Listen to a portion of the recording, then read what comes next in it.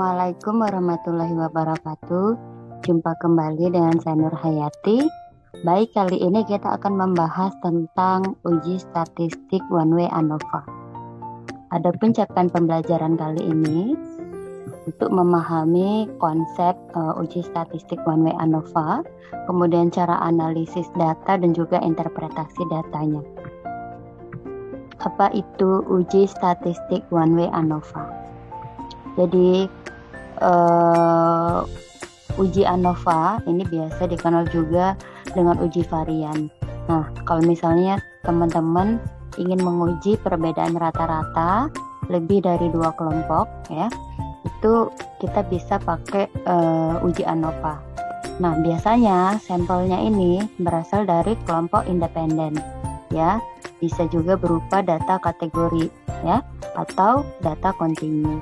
Kemudian syaratnya data kita itu harus berdistribusi normal, karena uji ANOVA ini termasuk dalam statistik parametrik. Kita langsung masuk ke contoh kasus aja.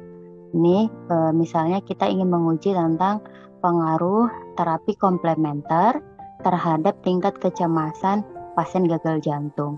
Nah, di sini peneliti itu membagi responden menjadi 3 grup, ya, atau 3 kelompok.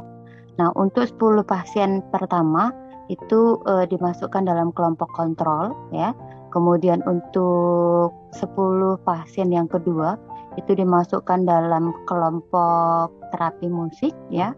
Kemudian 10 pasien berikutnya itu dimasukkan dalam kelompok terapi relaksasi.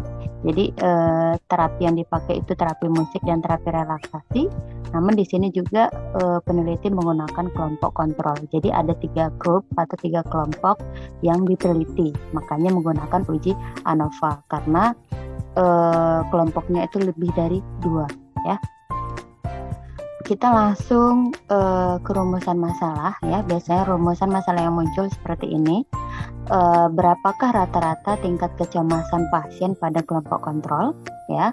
Kemudian berapakah rata-rata tingkat kecemasan pasien yang mendapatkan terapi musik, ya, atau pada kelompok musik. Kemudian berapakah rata-rata tingkat kecemasan pasien pada kelompok terapi relaksasi. Dan yang terakhir, apakah ada perbedaan tingkat kecemasan dari ketiga kelompok tersebut.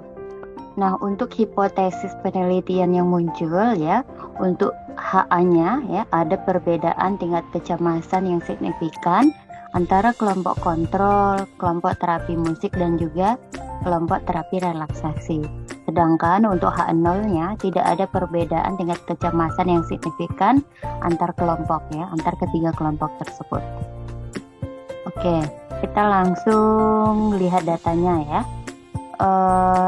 Ini ilustrasinya, ya. Ini untuk kelompok 1, ya. Kelompok 1, hasil data kelompok 1 dari 10 responden di kelompok kontrol. Kemudian ini 10 responden di kelompok yang dapat terapi musik, dan ini 10 responden terakhir yang ada di kelompok terapi relaksasi, ya. Teman-teman buka SPSS, kemudian kita masuk ke variabel view, ya. Kemudian ketik di sini X dan Y-nya, ya. X itu variabel independen, ya. Jadi kelompok tadi, ya, ada kelompok ada 3 kelompok di sini, ya. Kemudian Y-nya itu variabel dependen, yaitu tingkat kecemasannya. Nah, di bagian kontrolnya ini, ya, di bagian kelompok. Nah, di bagian kelompok, ya, kita isi di value-nya, ya. Kode 1 untuk kelompok kontrol, kemudian kode 2 untuk kelompok terapi musik, dan kode 3 untuk kelompok terapi relaksasi. Kemudian oke. Nah, selanjutnya kita masuk ke data view, ya. Jadi untuk X ini menyesuaikan, ya, sesuai dengan kode kelompok tadi. Jadi untuk data nomor 1 sampai 10, ya, itu kode 1, ya, kode yang dapat yang berada di kelompok kontrol ya. Nah, ini datanya, data yang aslinya 48 sampai 50. Kemudian dari 11 sampai 20 ini kode 2 ya. Jadi untuk responden atau untuk kelompok yang dapat terapi musik ya. Nah, ini tingkat kecemasannya ya dari 11 sampai 20 ini ya. Berarti 35 sampai 53. Sedangkan untuk nomor 21 sampai 30 itu masuk dalam kode 3 atau kelompok responden yang dapat terapi relaksasi. Nah, ini untuk angka tingkat kecemasannya ya, 33 dan seterusnya. Kemudian teman-teman klik bagian analyze ya. Klik bagian analyze, kemudian pilih compare means, terus pilih one way ANOVA. Nah, nanti akan muncul dialog seperti ini ya. Untuk kelompok ya atau X atau variabel independen itu kita masukkan ke dalam kolom faktor ya. Jadi kita klik dulu kelompok, kemudian kita masukkan ya di sini. Sedangkan untuk tingkat kecemasannya atau variabel dependen kita masukkan di bagian kolom dependent list ya. Jadi kita klik dulu tingkat kecemasan, kemudian kita klik ini, dia akan masuk ke variabel dependennya ya. Kemudian teman-teman klik bagian post hoc ya. Post hoc nanti akan muncul dialog seperti ini. Nah, maka teman-teman conteng yang bagian Turki ya, karena kita pakai apa, significant level 0,05 ya. Kemudian continue. Nah, teman-teman klik lagi bagian options di bawah post hoc, nanti akan muncul dialog seperti ini. Maka teman-teman tinggal klik bagian deskriptif dan juga homogeneity of variance. Karena untuk uji ANOVA ini data kita itu harus homogen ya. Jadi kita harus cek ke homogenitasnya ya. Kemudian continue dan oke. Nah, nanti hasil outputnya akan muncul seperti ini ya. Ada data deskriptifnya untuk tingkat kecemasan masing-masing dari kelompoknya gitu ya. Kemudian ada juga homogeneity of variance. Kemudian ada hasil dari uji ANOVA-nya ya. Selanjutnya untuk bagian post hoc nanti ada multiple comparison-nya ya dari masing-masing kelompok, dan juga untuk homogeneous-nya kita juga bisa lihat nanti dari masing-masing kelompok ya. Oke, cara interpretasi datanya yang pertama ya, untuk hasil output yang deskriptif ya. Maka kita bisa lihat bahwa rata-rata tingkat kecemasan pada kelompok kontrol adalah 49,60 ya, dengan standar deviasi 8,5. Nah, ini 49,60 standar deviasi 8,5. Nah, ini di kelompok kontrol ya. Jadi kita lihat mean dan standar deviasinya. Kemudian pada kelompok terapi musik tingkat kecemasannya rata-ratanya 40,50 ya. Standar deviasinya 8,6. Nih untuk kelompok terapi musik di sini ya 40,5, standar deviasinya 8,6. Dan yang terakhir untuk kelompok terapi relaksasi ya, tingkat kecemasan rata-ratanya itu 43,6 ya. Standar deviasinya 9,1. Nah, kita lihat terapi relaksasi ya, nilai minnya atau nilai rata-ratanya 43,6, standar deviasinya 9,1. Maka kesimpulannya ya, rata-rata tingkat kecemasan tertinggi adalah pada kelompok kontrol ya. Ini kalau kita bandingkan ketiganya ini, yang paling tinggi ada di kelompok kontrol ya, tingkat kecemasannya. Kemudian untuk hasil output yang kedua kita bisa lihat dari homogeneity of variance-nya.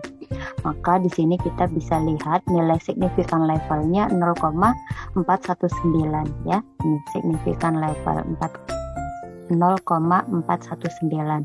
Artinya p-value-nya ya atau signifikan levelnya itu lebih besar dari ketentuan, lebih besar dari 0,05.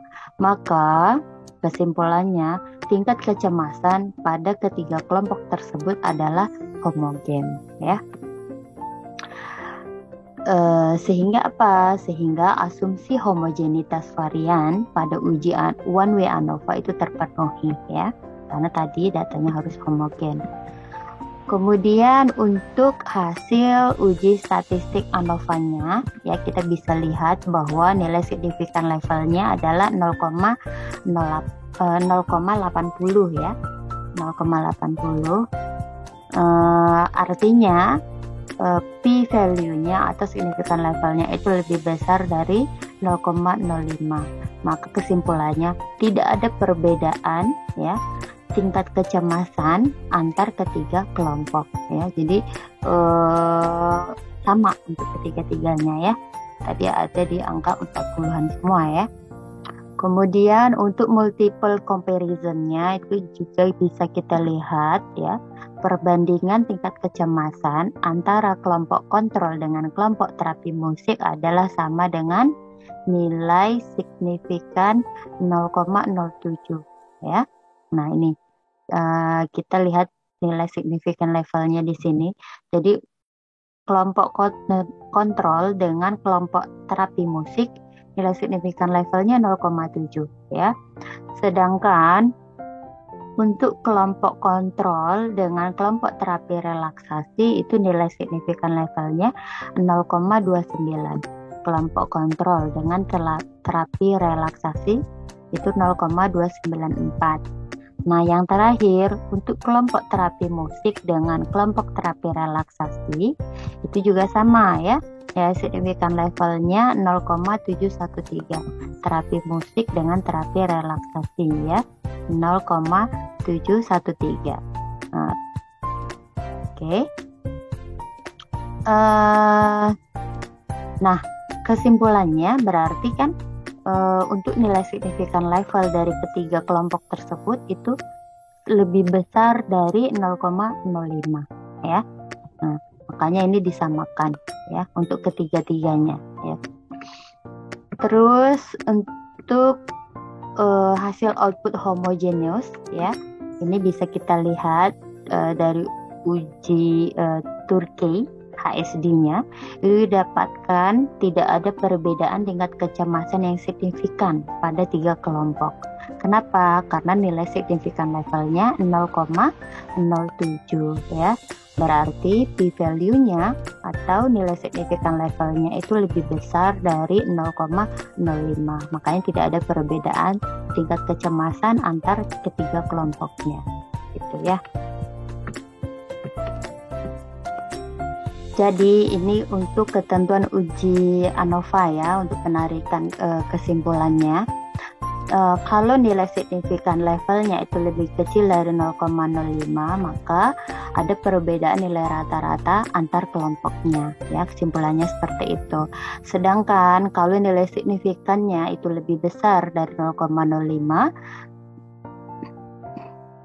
maka tidak ada perbedaan nilai rata-rata dari ketiga kelompok, atau nilai rata-ratanya itu dianggap sama, gitu, ya. Nah, ini referensi yang saya pakai. Semoga bermanfaat. Assalamualaikum warahmatullahi wabarakatuh.